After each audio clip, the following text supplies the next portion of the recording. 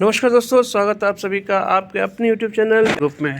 दोस्तों, कल मैंने आपको सारी चीज़ें बता दी थी, सारी संभावनाएं बताई थी कि क्या मार्केट में हो सकता है। मैंने आपको बताया था कि क्या फैक्टर्स हो सकते हैं मार्केट के नीचे जाने के और मार्केट के ऊपर जाने के। कल मैंने आपको बोला था कि मार्केट कैसे लेगा इस इज़राइल के अटैक को, नेगेटिव लेगा, पॉजिटिव लेगा, वो सब चीज़ें बताई थी मैंने। पॉजिटिव न्यूज़ भी बताई थी, FII DII का डेटा पॉजिटिव था, और मैंने आपको क्रूड ऑयल का बताया था पॉजिटिव है। ये सब चीज़ें मैंने बताई थी।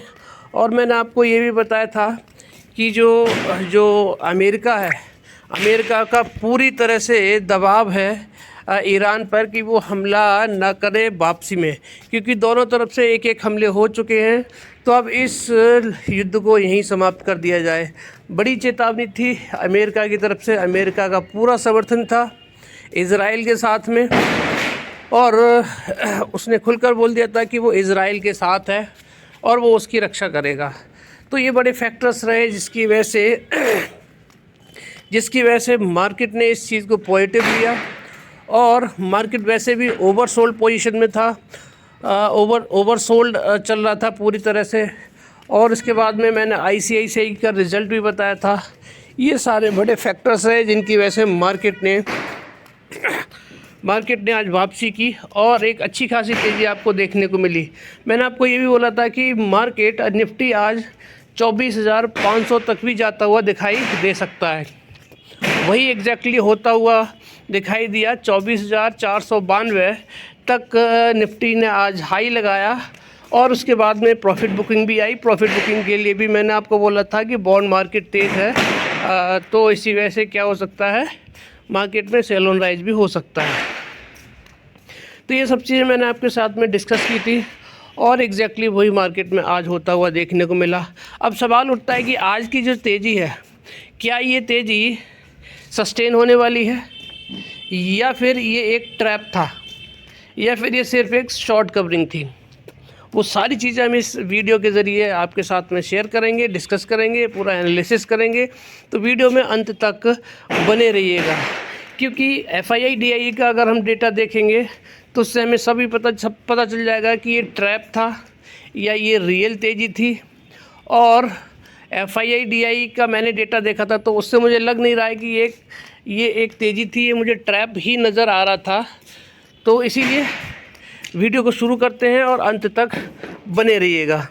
तो अभी देखिए, ईरान इज़राइल का चल ही रहा था, उसमें अभी का लेटेस्ट ताज़ा हाल जान लेते हैं कि अभी वहाँ पर क्या चल रहा है ईरान और इज़राइल के बीच में। तो अभी ईरान सॉफ्ट हो गया है थोड़ा सा अटैक को लेकर इज़राइल पर। अभी क्या है, वो ये बोल रहा है कि हल्का अटैक था।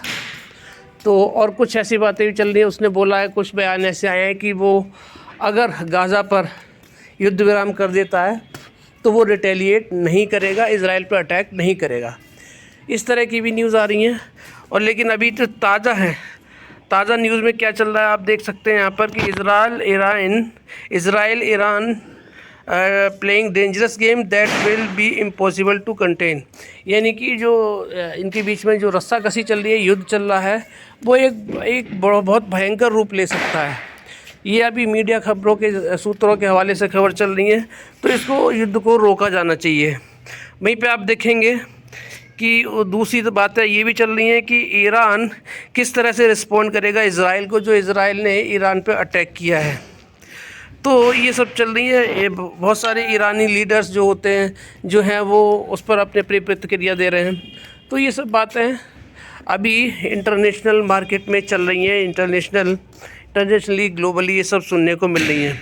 दूसरी चीज़ ये है कि मिस्र ने गाज़ा में 2 दिन के सीमित युद्ध विराम का प्रस्ताव रखा है। किसने? मिस्र ने। यानी कि युद्ध विराम की बातें शुरू हो गई हैं। ये एक अच्छी बात है मार्केट के लिए, ताकि 4 इजरायली लोगों के बदले फ़िलिस्तीनी कैदियों को छोड़ा जा सके। यानी कि एक्सचेंज हो रहा है यहाँ पर कि अगर इजरायलियों को छोड़ेंगे तो 4 फ़िलिस्तीनियों को भी साथ में छोड़ा जाए। कतर की राजधानी दोहा में साल भर से चल रहे युद्ध को समाप्त करने के लिए वार्ता फिर से शुरू हो गई है। तो ये सब क्या है, अभी मार्केट में चलता हुआ नज़र आ रहा है। तो यानी कि अभी जो बात जो चल रही है ईरान और इजराइल की, तो कोशिश यही की जा रही है कि इस बात को पुरानी कर दी जाए, आई गई कर दिया जाए, और युद्ध विराम पर ज़्यादा से ज़्यादा कोशिशें हो रही हैं, क्योंकि इससे क्या है, मिडिल ईस्ट पे और सभी देशों पे बुरा असर पड़ता हुआ दिखाई दे रहा है। क्योंकि हमारे जो विदेश मंत्री हैं एस जयशंकर जी, उन्होंने भी इस चीज़ की अपील की है कि ये युद्ध तुरंत समाप्त होना चाहिए दोनों तरफ से, क्योंकि इससे क्या है, देशों पर बुरा असर पड़ रहा है।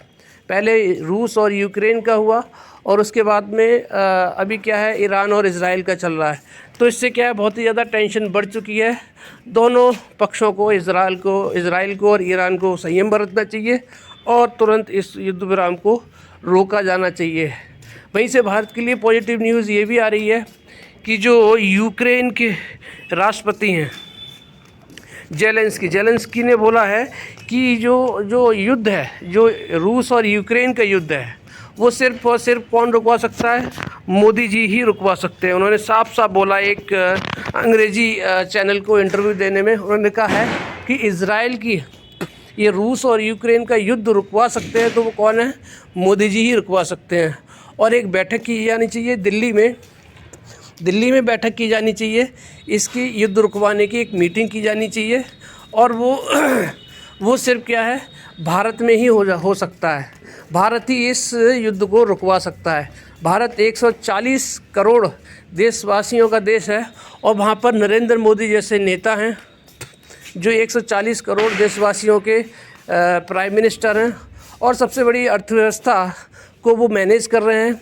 वो इस युद्ध को रुकवाने में बड़ी भूमिका निभा सकते हैं। तो ये वाला जो मैसेज जेलेंस्की ने दिया है ये भी एक मार्केट के लिए एक गुड न्यूज़ ही मानी जाएगी। तो जिससे कि क्या है, लोगों की निगाह भारत के ऊपर है। तो FII अभी तो बिकवाली कर रहे हैं, लेकिन बहुत जल्दी आपको वापसी भी दिखाई देंगे। दूसरा ये है कि हमारा क्या है, दिवाली का टाइम चल रहा है, दिवाली फेस्टिव सीज़न चल रहा है। तो दिवाली फेस्टिव सीज़न में क्या होगा कि लोग ख़रीदारी शुरू कर रहे हैं। तो इसलिए ये भी रीज़न हो सकता है कि आज की तेज़ी का हो सकता है 3-4 दिन, अगले 3-4 दिनों तक तेज़ी बरकरार रहे। तो ये सब चीज़ें मैटर करती हैं। इन सब चीज़ों पर हमें कड़ी से कड़ी नज़र बना के रखनी पड़ेगी, उसी के हिसाब से मार्केट में ट्रेड करना पड़ेगा। अब बात बढ़ते हैं, आज की बात कर लेते हैं कि आज किन लेवल्स पर अब मार्केट ने ट्रेड किया, और उन लेवल पे सस्टेन रहने वाला है, नहीं रहने वाला है। कल क्या होगा, कल तेज़ी रहेगी, कंटिन्यू तेज़ी रहेगी, या फिर कल फिर गिरावट हो सकती है। आज की तेज़ी के बाद गिरावट हो सकती है। ये सब चीज़ों पे चर्चा करेंगे।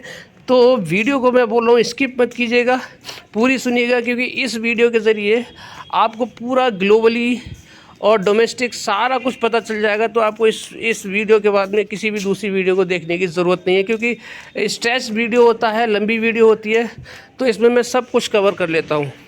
तो आज देख सकते हैं कि यहाँ पर कि निफ्टी ने कहाँ पर क्लोजिंग दी है। आप देख सकते हैं 24,339 पे क्लोजिंग दी है, 158 पॉइंट की बड़ी तेज़ी के साथ में, 0.65% के साथ में। कल मैंने आपको बोला था, और यहाँ पे देख सकते हैं कि आप कैंडल को देखिए यहाँ से, तो यहाँ से ग्रीन कैंडल बनती हुई, डोजी कैंडल बनती हुई दिखाई दे रही है, आप देख सकते हैं यहाँ पर। और यहाँ पे अगर आप देखेंगे तो लो कितना लगाया है, 24,134 का, और 24,492 का हाई लगाया है। और मैंने कल, मेरी वीडियो को आप चेक कर सकते हैं, मैंने कल 24,500 का आपको लेवल दिया था कि वहाँ तक मार्केट जाता हुआ दिखाई दे सकता है, और एग्जैक्टली वही होता हुआ दिखाई दिया। तो प्रीवियस क्लोज कितना था, 24,180 का था, और कल की मार्केट से, यानी कल पिछली फ्राइडे की क्लोजिंग से नीचे भी गया है मार्केट, लेकिन वहाँ से शॉर्ट कवरिंग हुई है, वहाँ से मार्केट ने रफ्तार पकड़ी। और देख सकते हैं कि जो मैंने लेवल दिए थे 24,500 के, उसी को टच करने से चूक ही गया, बल्कि पहुँच ही गया था, एक तरह से 8 पॉइंट ही दूर रह गया। और 24,500 पे मैंने बोला भी था कि सेल ऑन राइज भी हो सकता है, करके जा सकते हैं आप लोग। सब कुछ मैंने आपको वीडियो में बताया था। ओपन कहाँ हुआ था, 24,262 पे हुआ था, गैप अप ओपन हुआ था, और मैंने ये भी बताया था कि गैप अप होने के चांसेस हैं पूरी तरह से, क्योंकि अभी क्या इजराइल ईरान चल रहा है, तो उसके हिसाब से कुछ नहीं कह सकते कन्फर्मली कि भाई इतना गैप अप होगा। तो गैप अप ओपन हुआ 62 और 82 पॉइंट का गैप अप ओपन हुआ, बड़ा गैप अप ओपन हुआ था, और इसके बाद में हाई भी अच्छा लगा, मार्केट ने अच्छी खासी तेज़ी पकड़ी। अब बाकी पैरामीटर्स पे बात करते हैं कि कल कैसा ओपन होगा मार्केट और क्या तेज़ी कंटिन्यू रहेगी कल भी, या फिर कल फिर सुस्त हो सकता है मार्केट। तो 24,339 पे आप देख सकते हैं कि मार्केट ने क्लोजिंग दी है, ये देखिए। और निफ्टी बैंक में भी आज अच्छी खासी तेज़ी देखने को मिली है, लगभग 1% के आसपास। इंडिया विक्स में लाली आ चुकी है, ये बहुत अच्छी बात है। वहीं पे डाउ जोन्स को अगर आप देखेंगे तो 1% से थोड़ा सा कम, देखिए 353 पॉइंट की बड़ी तेज़ी के साथ में अभी मार्केट डाउ जोन्स ट्रेड करता हुआ नज़र आ रहा है। वहीं पे नेस्डैक भी देखिए, अमेरिका के यूएस के आईटी स्टॉक को वहाँ पर भी तेज़ी है। तो यहाँ से हमारे लिए एक पॉजिटिव संकेत मिल गया है कि मार्केट कल गैप अप ओपन होगा। गैप अप ओपन कितना होगा यहाँ भी देख लेते हैं हम। लेकिन अभी यहाँ से पहली न्यूज़ मिल गई है कि अमेरिकी मार्केट, ग्लोबल मार्केट क्या है, ग्रीनरी में ट्रेड करते हुए दिखाई दे रहे हैं। आप बाकी भी देख सकते हैं यहाँ पर, स्मॉल कैप 2000 आप ये सब देख लीजिए। S&P 500, विक्स यहाँ से भी पॉजिटिव है, यहाँ पे देख लीजिए S&P देख लीजिए। तो सब कुछ यहाँ से अभी तक तो पॉजिटिव सेंटीमेंट देखने को मिल रहा है। गिफ्ट निफ्टी पे देखते हैं, वहाँ से पता चलेगा कि क्या कल के लेवल हो सकते हैं।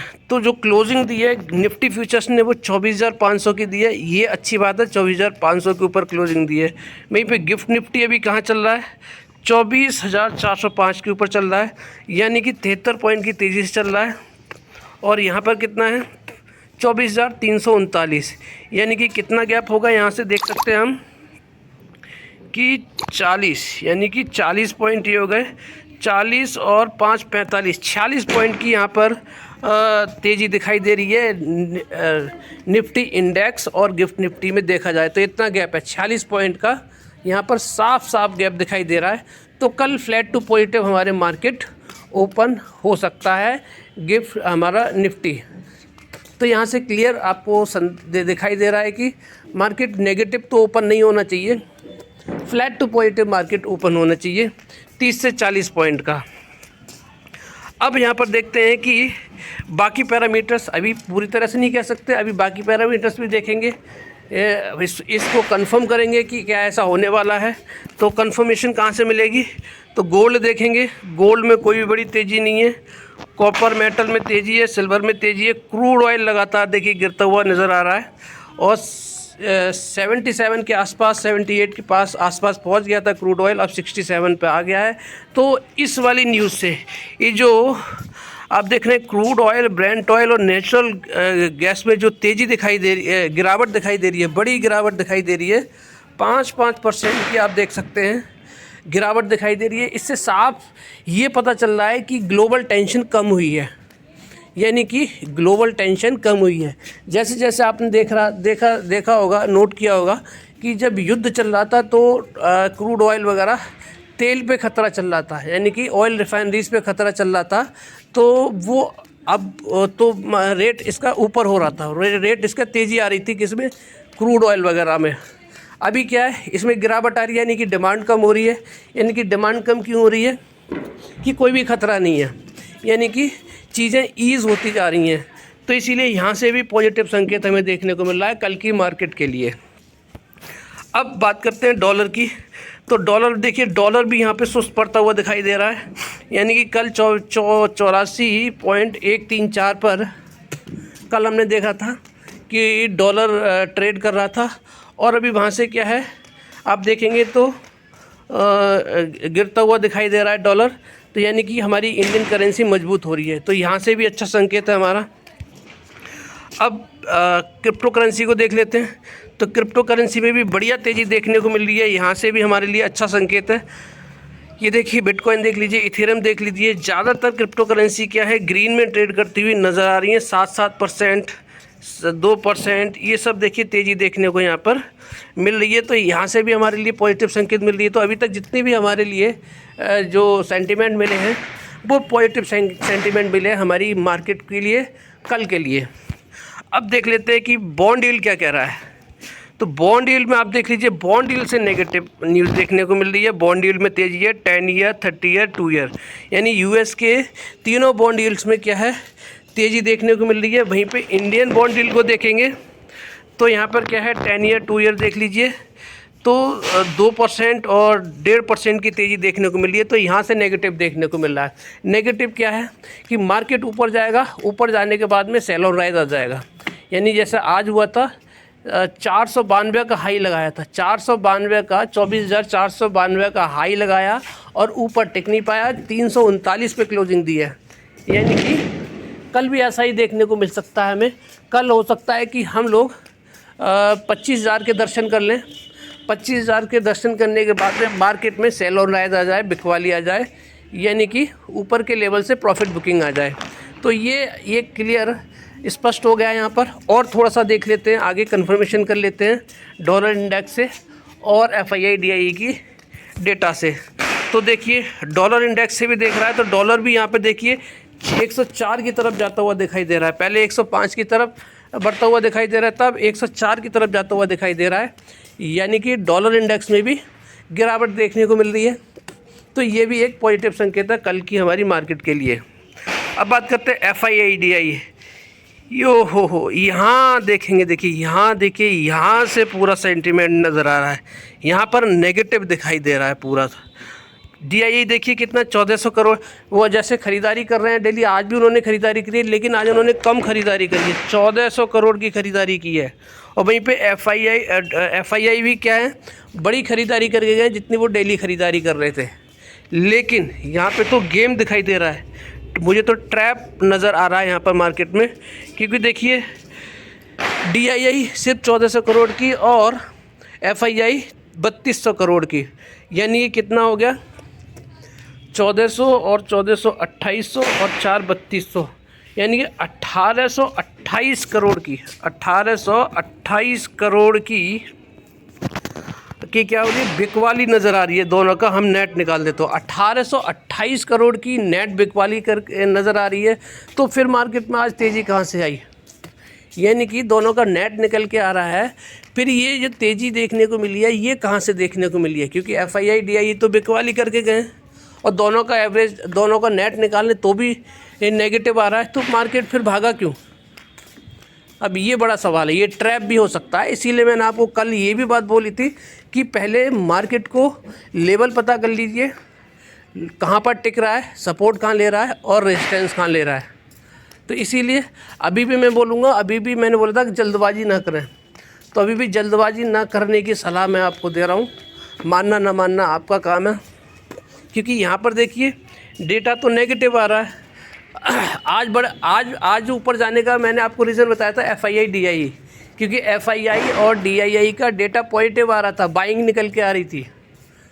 क्योंकि DII हमारे ज़्यादा ख़रीदारी करके गए थे और FII ने बिकवाली की थी, वो कम की थी DII के मुकाबले, तो पॉजिटिव डेटा निकल के आ रहा था। तो यही रीज़न हो सकता है कि कल जो FII DII का जो डेटा आ रहा था फ्राइडे के दिन का, वो पॉजिटिव निकल के गया था, वही ऊपर मार्केट को लेके गए। और ऊपर मार्केट को लेके गए, उसके बाद में क्या हुआ है, और ऊपर से ख़रीदारी हुई। यानी फ्राइडे की जो नेट निकल के आ रहा था वो पॉजिटिव बाइंग थी, प्लस DII ने ख़रीदारी करी। निफ्टी कहाँ गया, 24,492 पे गया। लेकिन जो ऊपर के लेवल से बिकवाली आई है वो कहाँ से आई है, 24,492 पे टिक क्यों नहीं पाया, क्योंकि यहाँ पर ही बिकवाली करके चले गए। लेकिन नेगेटिव निकल के आ रहा है डेटा, ये कल के लिए नेगेटिव हो सकता है, ये कल के लिए नेगेटिव हो सकता है। यानी मार्केट ऊपर जाएगा, ऊपर टिक नहीं पाएगा, कल भी टिक नहीं पाएगा। ज़्यादा बड़ी तेज़ी कल हो सकता है कि ना देखने को मिले, पॉजिटिव क्लोजिंग आ जाए तो ये बहुत अच्छा कल की मार्केट के लिए रहेगा। दूसरी बात ये भी कि दिवाली का टाइम है, तो हो सकता है कि तेज़ी भी बरकरार रहे। लेकिन एक बार सपोर्ट एक्चुअली जो सपोर्ट हमें पता चल जाए, यानी कि स्ट्रॉन्ग सपोर्ट हमें पता चल जाए, फिर ख़रीदारी करके आप बैठ जाइए, कोई दिक्कत नहीं है। तो यहाँ से FII DIE से हमें नेगेटिव देखने को मिल रहा है, बाकी की सारे जो पैरामीटर्स हैं वो हमें पॉजिटिव दिखाई दे रहे हैं। तो सतर्क रहने की अभी भी ज़रूरत है मार्केट में। अब कल हमें क्या करना पड़ेगा, कल हमें डॉलर को देखना पड़ेगा, डॉलर में गिरावट या तेज़ी है, और बॉन्ड मार्केट में कल गिरावट आ जाती है, डॉलर में भी गिरावट आ जाती है, तो हमारा मार्केट ऊपर की तरफ सस्टेन करेगा। यानी कि FII DIE की बाइंग जो है पॉजिटिव आएगी, नेट डेटा निकल के आएगा वो पॉजिटिव आएगा। वहीं पे अगर FII DI वहीं पे अगर डॉलर इंडेक्स ग्रीन में दिखाई दे रहा है, बॉन्ड मार्केट ग्रीन में दिखाई दे रहा है, तो फिर मार्केट ऊपर सस्टेन नहीं करेगा और मार्केट नेगेटिव भी हो सकता है। तो इन सब बातों का ध्यान रखिएगा, उसी को देखकर अपना ट्रेड बनाइएगा। अब बात करते हैं 5 स्टॉक्स की, जिन 5 स्टॉक्स का मैं एनालिसिस शेयर करता हूं। आज उन सभी स्टॉक्स में तेज़ी देखने को मिली। कितनी तेज़ी देखने को मिली मैं आपके साथ में शेयर कर लेता हूं। सबसे पहले बात करेंगे टाटा पावर की। तो टाटा पावर ने आज 425 पे क्लोजिंग दी है। 415 का मैंने आपको बोला है ख़रीदारी करिए, ये सुनहरा मौका है। ये भी कौड़ियों के दाम आपको शेयर देखने को मिल रहे हैं। ऐसे मौके बार बार मार्केट में नहीं आते हैं। 40-60 वाले फॉर्मूले से ख़रीदारी करके जाना चाहिए। तो आप देख सकते हैं आज लो कितना लगाया, एग्जैक्टली 415 का लो लगाया। और मैं चार्ट में भी दिखाऊंगा कि मैंने 415 का सपोर्ट बताया हुआ है, और 415 का ही लो लगाने के बाद में कितना लगाया, हाई कितना लगाया, 429 का हाई लगाया और 425 पे क्लोजिंग दिए 3.6 पॉइंट की तेज़ी के साथ में। तो मैं आपको ये बोल रहा हूँ, पूरी ओवरऑल मार्केट में गिरावट थी, इसीलिए शेयरों में गिरावट थी, चौतरफा गिरावट थी, स्टॉक्स में कोई कमी नहीं थी। अगर आपके पास में स्टॉक्स अच्छे हैं तो पूरी मार्केट गिर रही है तो वो भी स्टॉक भी गिरेंगे। इसका मतलब ये कतई नहीं है कि आपका स्टॉक ख़राब हो गया।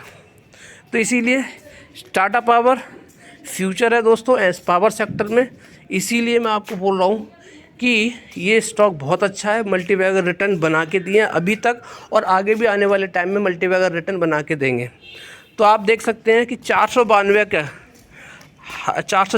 का हाई लगाने के बाद में आप देख सकते हैं कि कितना लो लगाया। ऊपर से हाई जाने के बाद में 415 का लो लगाया है, यानी कि 15 पॉइंट हम इसमें से कम कर देते हैं तो 80, तो यानी 80 पॉइंट का डिफरेंस आ रहा है ऊपर से लेके, मतलब लाइफ टाइम हाई से लेके और हाई के बाद लो लगने का जो डिफरेंस आ रहा है वो 80 पॉइंट का आ रहा है।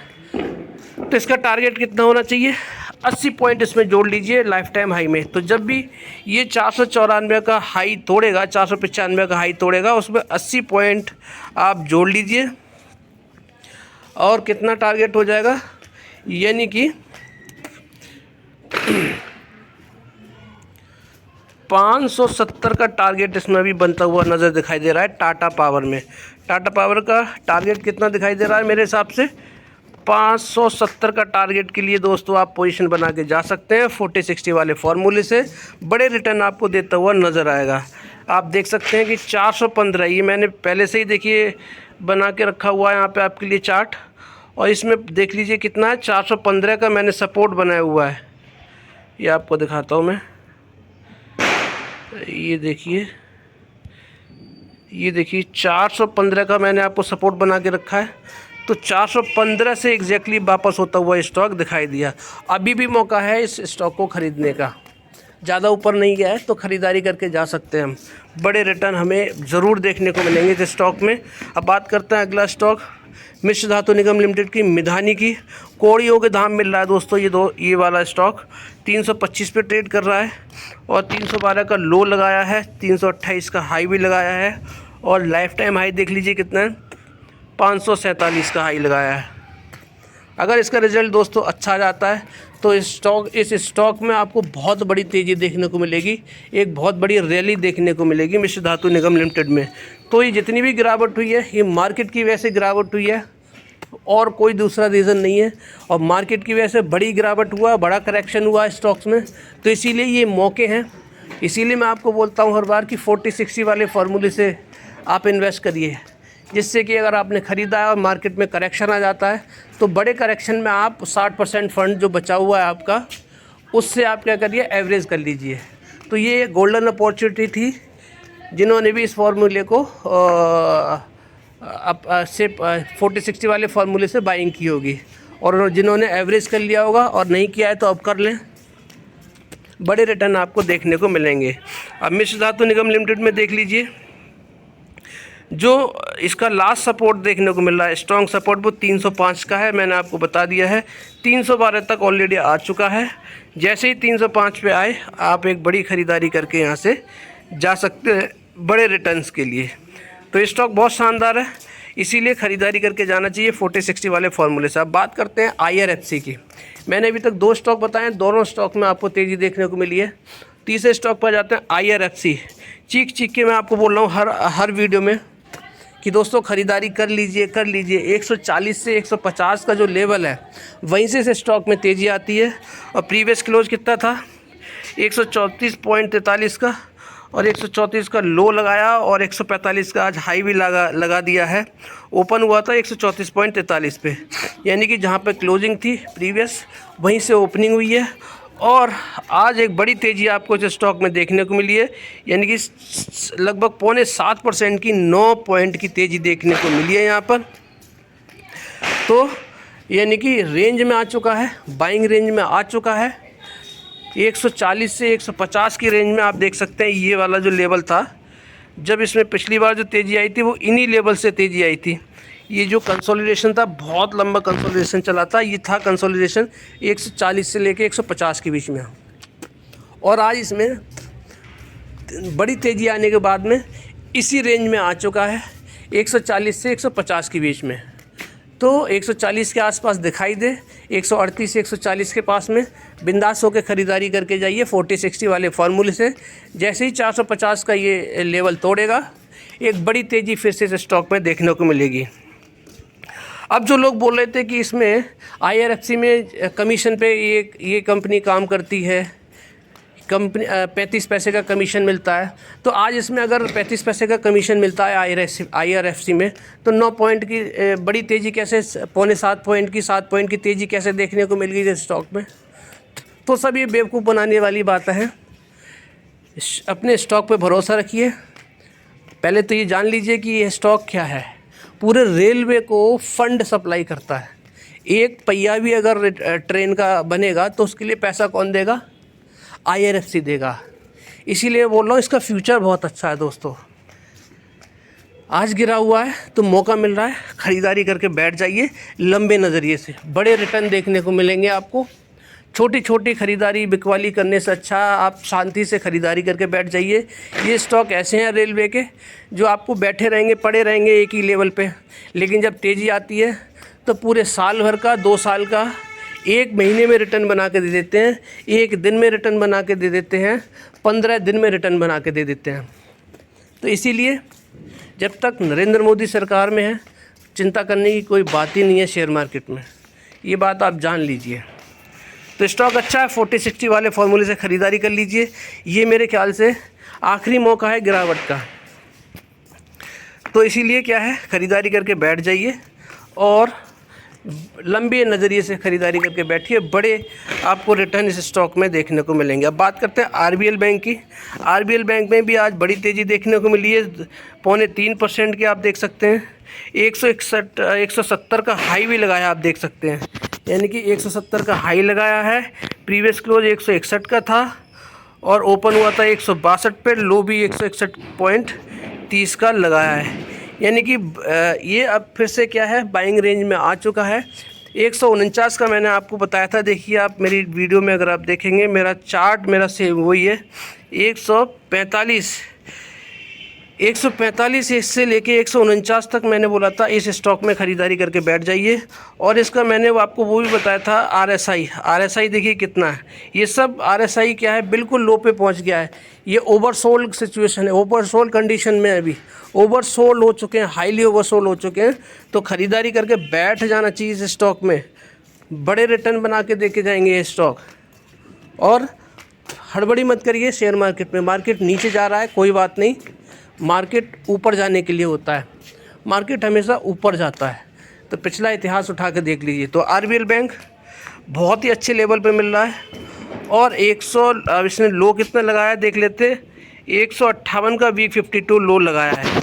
इसीलिए अब हल्की फुल्की कहीं पे भी गिरावट नज़र आए आप ख़रीदारी करके बैठ जाइए, क्योंकि सपोर्ट अब बनता हुआ नज़र आएगा मार्केट का। दिवाली वैसे चल रही है, इसी वजह से तो मार्केट में तेज़ी आएगी, बिकवाली आएगी, तेज़ी आएगी, बिकवाली आएगी, तो क्या होगा, तो वो कंसोलिडेशन हो जाएगा एक तरह से स्टॉक का। गिरावट ऑलरेडी हो चुकी है, तो जब कंसोलिडेशन हो जाएगा फिर वहाँ से कंसोलिडेशन जोर से बाहर जाएगी मार्केट निकल के, तो एक बड़ी तेज़ी आपको फिर से देखने को मिलेगी। जो बड़े बड़े प्लेयर्स को ऑपरेटर्स को गेम खेलना था वो गेम खेल चुके हैं, जिसने बेचा नहीं है वो स्टॉक में बने रहें। अब बात करते हैं 5वें और आखिरी स्टॉक की, स्पेशलिटी रेस्टोरेंट की। आपको मैंने साफ साफ बोला था ये स्टॉक बहुत ज़बरदस्त है। इसका वीक 52 हाई आप देख लीजिए कितना है, 287 रुपये का है। और अभी कहाँ पर मिल रहा है आपको, 164 पे देखने को मिल रहा है। और देखिए कितनी बड़ी तेज़ी है इसमें, आप देख सकते हैं 8 रुपये की तेज़ी है, 8.17, 5% से ज़्यादा की, 5.25% की तेज़ी है। 164 पे भी खड़ा हुआ है, 8 पॉइंट की तेज़ी के साथ में 165 का हाई लगाया है। और जिन लेवल्स में मैं ख़रीदारी करने के लिए बोल रहा था उन लेवल्स पे फिर से आ चुका है। ओपन हुआ था 156 पर और प्रीवियस क्लोज था 155 का और लो लगाया 155 का। वीक 52 लो कितना है, 152 का। एग्जैक्टली मैंने बोला था, यही मैंने आपको लेवल दिए थे, ये आप देख सकते हैं। ये मैंने आपको कितना दिया था, 149 का दिया था। ये वाला देखिए, ये जो लेवल आप देख रहे हैं ना, 149 का मैंने आपको लेवल दिया था, ये देखिए। और यहीं से बोला था मैंने सपोर्ट है, ये जो लाइन दिखाई दे रही है 149 की लाइन है दोस्तों।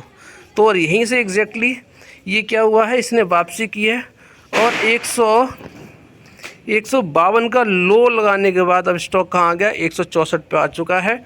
12 पॉइंट की तेज़ी के साथ में ये अपनी बाइंग रेंज में फिर से आ चुका है। तो ये स्टॉक अभी भी मैं आपको बोल रहा हूँ बहुत सस्ता है दोस्तों। तो इसीलिए पोजीशन बना के बैठ जाइए लंबे नज़रिए से। रोज़ रोज़ की चिक चिक से अच्छा है अच्छे स्टॉक्स में पोजीशन बनाइए और लंबे नज़रिए के साथ में बैठ जाइए। 40-60 वाले फार्मूले से आपको शेयर मार्केट में कभी भी लॉस नहीं होगा। तो मैंने आपको बता दिया, मेरी वीडियो कंप्लीट हो चुकी है और मैंने आपको बताया कि मार्केट में कल क्या हो सकता है। FII DII की तरफ से डेटा नेगेटिव है, बाकी सारे फैक्टर्स बॉन्ड मार्केट और FII DII की तरफ से मार्केट डेटा नेगेटिव है, सेंटिमेंट नेगेटिव है, बाकी सारे पैरामीटर्स पॉजिटिव हैं। तो कल अगर बॉन्ड मार्केट डॉलर में गिरावट देखने को मिलती है, मार्केट ऊपर जाएगा, नज़र बना के रखिएगा, उसी हिसाब से अपनी पोजीशन बनाइएगा। दिवाली का टाइम है, शॉर्ट कवरिंग आ सकती है, लोग ख़रीदारी करके जा सकते हैं और मार्केट ऑलरेडी ओवरसोल्ड कंडीशन में है। इजराइल और ईरान की तरफ से जो सेंटिमेंट है वो अभी सॉफ्ट होते हुए नज़र आ रहे हैं। अमेरिका का बहुत बड़ा प्रेशर है ईरान पर कि वो रिटेलिएट ना करे। तो इन सब बातों पर ध्यान रखिएगा और उसी के हिसाब से अपनी पोजीशन बनाइएगा। ये था मेरा आज का वीडियो, आज का एनालिसिस आप सभी के लिए। वीडियो अच्छी लगी हो तो लाइक शेयर सब्सक्राइब करना बिल्कुल मत भूलिएगा और चैनल को सब्सक्राइब ज़रूर कर लीजिएगा, जिससे कि आप ज़रूरी और इम्पोर्टेंट इन्फॉर्मेशन से आप वंचित न रह जाएं। आप सभी का बहुत बहुत धन्यवाद। राधे राधे, जय श्री राम, जय श्री श्याम।